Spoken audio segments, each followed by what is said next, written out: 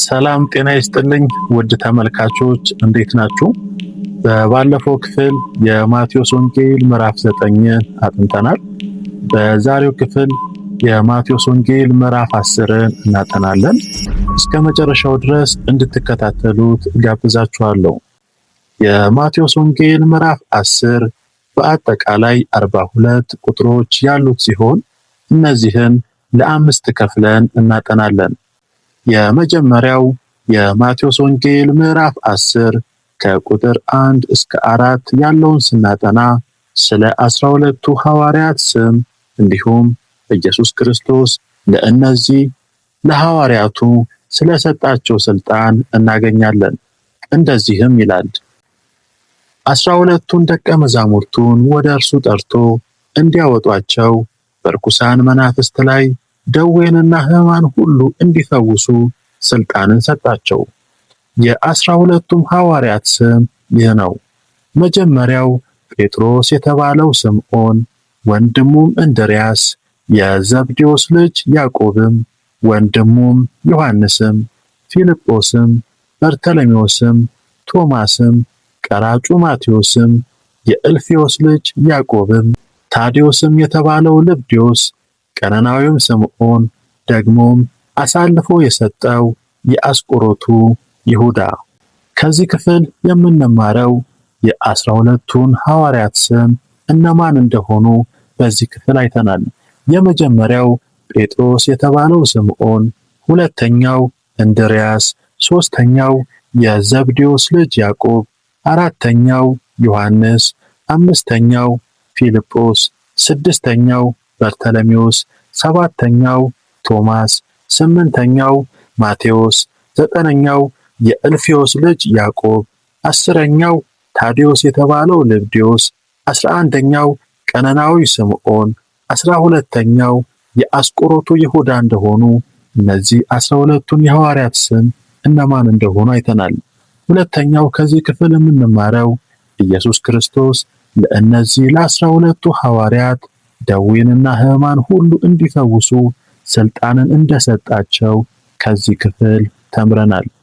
ሁለተኛው የማቴዎስ ወንጌል ምዕራፍ 10 ከቁጥር 5 እስከ 15 ያለውን ስናጠና ኢየሱስ ክርስቶስ 12ቱን ደቀ መዛሙርት እንደላካቸውና እንዳዘዛቸው እናገኛለን።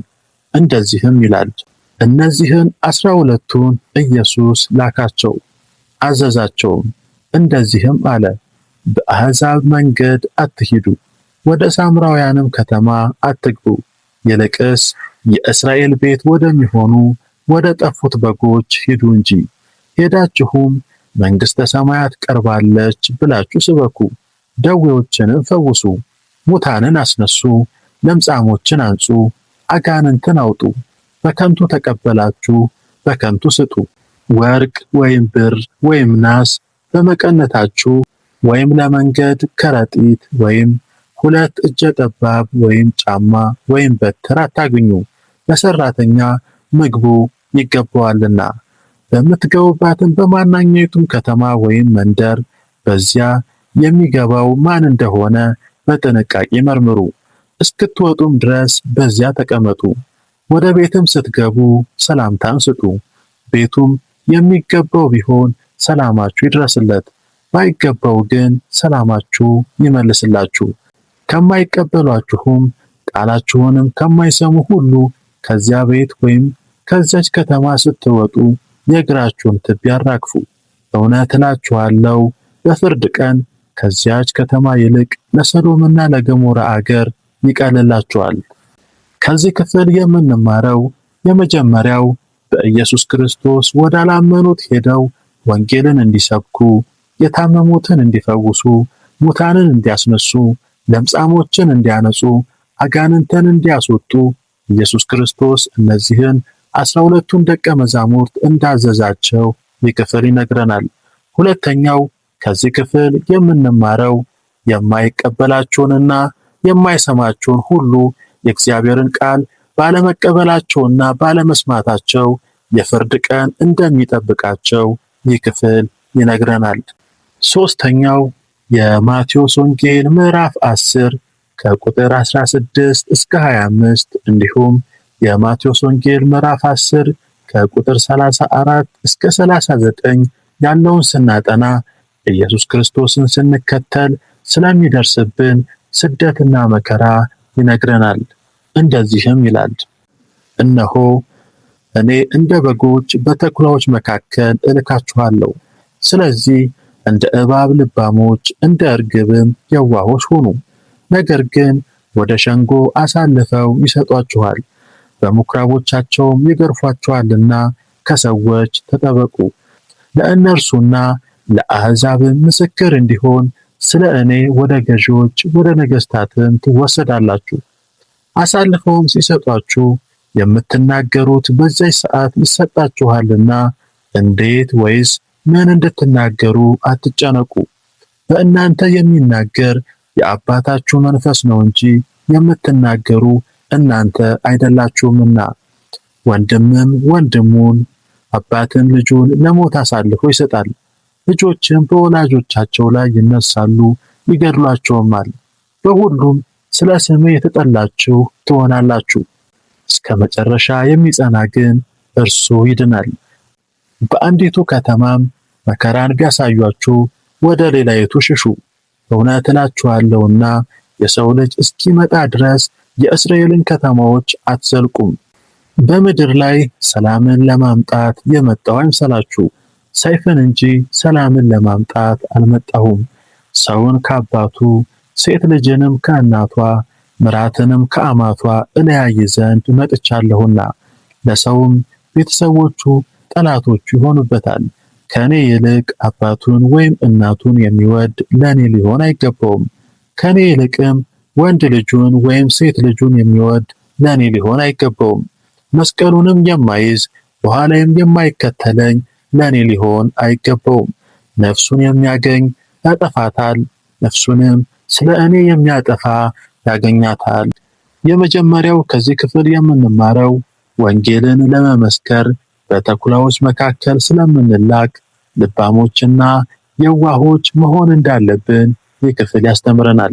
ሁለተኛው ከዚህ ክፍል የምንማረው ኢየሱስ ክርስቶስን በመከተላችን ብዙ መከራና ስደት እንደሚደርስብን ይነግረናል። ለምሳሌ መታሰርና መገረፍ እንደሚገጥመን፣ በሁሉም ሰው በቤተሰቦቻችን ሳይቀር የተጠላን እንደምንሆን፣ በተለያዩ ከተማዎች መከራ እንደሚደርስብን፣ ኢየሱስ ክርስቶስን ስለጠሉት እኛን አብዝተው እንደሚጠሉን፣ ከቤተሰቦቻችን እንደምንለያይ፣ እንዲሁም ቤተሰቦቻችን ጠላቶች እንደሚሆኑብን፣ ነገር ግን በዚህ ሁሉ ስደትና መከራ በኢየሱስ ክርስቶስ በማመን እስከ መጨረሻው መጽናት እንዳለብን፣ ለቤተሰባችን ወይም ለሌሎች ብለን ኢየሱስ ክርስቶስን ከካድን ለኢየሱስ ልንሆን እንደማይገባን ያስተምረናል። ስለዚህ ለሰዎች ብለን ኢየሱስ ክርስቶስን መካድ ወይም መተው እንደሌለብን ይህ ክፍል ያስተምረናል። አራተኛው የማቴዎስ ወንጌል ምዕራፍ 10 ከቁጥር 26 እስከ 31 ያለውን ስናጠና ሰውን ሳይሆን እግዚአብሔርን መፍራት እንዳለብን ይነግረናል። እንደዚህም ይላል፣ እንግዲህ አትፍሯቸው፣ የማይገለጥ የተከደነ የማይታወቅም የተሰወረ ምንም የለምና። በጨለማ የምነግራችሁን በብርሃን ተናገሩ፣ በጆሮም የምትሰሙትን በሰገነት ላይ ስበኩ። ሥጋንም የሚገድሉትን ነፍስን ግን መግደል የማይቻላቸውን አትፍሩ። ይልቅስ ነፍስንም ሥጋንም በገሃነም ሊያጠፋ የሚቻለውን ፍሩ። 2 ድንቢጦች በ5 ሳንቲም ይሸጡ የለምን? ከእነርሱም አንዲቱ ያለ አባታችሁ ፈቃድ በምድር ላይ አትወድቅም። የእናንተስ የራሳችሁ ፀጉር ሁሉ እንኳን ተቆጥሯል። እንግዲህ አትፍሩ፣ ከብዙ ድንቢጦች እናንተ ትበልጣላችሁ። ከዚህ ክፍል የምንማረው ወንጌልን በአደባባይ ለመስበክ መፍራት እንደሌለብን፣ እንዲሁም ሰዎች ሥጋን መግደል እንጂ ነፍሳችንን ማጥፋት ስለማይችሉ ስለ ነፍሳችን መጨነቅ እንደሌለብን፣ ነገር ግን ነፍስንም ሥጋንም ማጥፋት የሚችለውን እግዚአብሔርን መፍራት እንዳለብን ይህ ክፍል ያስተምረናል። አምስተኛው የማቴዎስ ወንጌል ምዕራፍ 10 ከቁጥር 32 እስከ 33 እንዲሁም ከቁጥር 40 እስከ 42 ያለውን ስናጠና ስለ ኢየሱስ ክርስቶስ በሰዎች ሁሉ ፊት መመስከር እንዳለብን ያስተምረናል። እንደዚህም ይላል፣ ስለዚህ በሰው ፊት ለሚመሰክርልኝ ሁሉ እኔ ደግሞ በሰማያት ባለው በአባቴ ፊት እመሰክርለታለሁ። በሰው ፊትም የሚክደኝን ሁሉ እኔ ደግሞ በሰማያት ባለው በአባቴ ፊት እክደዋለሁ። እናንተን የሚቀበል እኔን ይቀበላል፣ እኔንም የሚቀበል የላከኝን ይቀበላል። ነቢይን በነቢይ ስም የሚቀበል የነቢይን ዋጋ ይወስዳል። ጻድቅንም በጻድቅ ስም የሚቀበል የጻድቁን ዋጋ ይወስዳል። ማንም ከእነዚህ ከታናናሾቹ ለአንዱ ቀዝቃዛ ጽዋ ውሃ ብቻ በደቀ መዝሙር ስም የሚያጠጣ እውነት እላችኋለሁ ዋጋው አይጠፋበትም። ከዚህ ክፍል የምንማረው በሰው ፊት ስለ ኢየሱስ ክርስቶስ መመስከር እንዳለብን፣ ያለበለዛ በሰው ፊት ኢየሱስ ክርስቶስን የሚክድ ኢየሱስ ክርስቶስ በሰማይ እንደሚክደው ይህ ክፍል ያስተምረናል። በመጨረሻም ይህንን የማቴዎስ ወንጌል ምዕራፍ 10ን ስናጠቃልለው ከዚህ ምዕራፍ የምንማረው የመጀመሪያው ኢየሱስ ክርስቶስ ለ12ቱ ሐዋርያት ደዌንና ሕማማን ሁሉ እንዲፈውሱ ስልጣንን እንደሰጣቸው፣ ሁለተኛ ወንጌልን ለዓለም ሁሉ መመስከር እንዳለብን፣ ሶስተኛ የወንጌልን ቃል የማይሰማና የማይቀበል ሁሉ የፍርድ ቀን እንደሚጠብቀው፣ አራተኛ ልባሞችና የዋሆች መሆን እንዳለብን፣ አምስተኛ ኢየሱስ ክርስቶስን ስንከተል ብዙ መከራና ስደት እንደሚገጥመን፣ ስድስተኛ ሰውን ሳይሆን እግዚአብሔርን መፍራት እንዳለብን፣ ስለዚህ በድፍረት ወንጌልን በአደባባይ መመስከር እንዳለብን፣ እንዲሁም በመጨረሻ ሰባተኛ በሰው ሁሉ ፊት ስለ ኢየሱስ ክርስቶስ መመስከር እንዳለብን ይህ ክፍል ያስተምረናል። እናንተም ከዚህ ጥሩ የሆነ ትምህርትን እንዳገኛችሁበት ተስፋ አደርጋለሁ። እስከ መጨረሻው ድረስ ስላዳመጣችሁት አመሰግናለሁ። በሚቀጥለው የማቴዎስ ወንጌል ምዕራፍ 11ን እናጠናለን። እስከዛው በያላችሁበት የዓለም ዳርቻ ሰላማችሁ ይብዛ። ተባረኩ።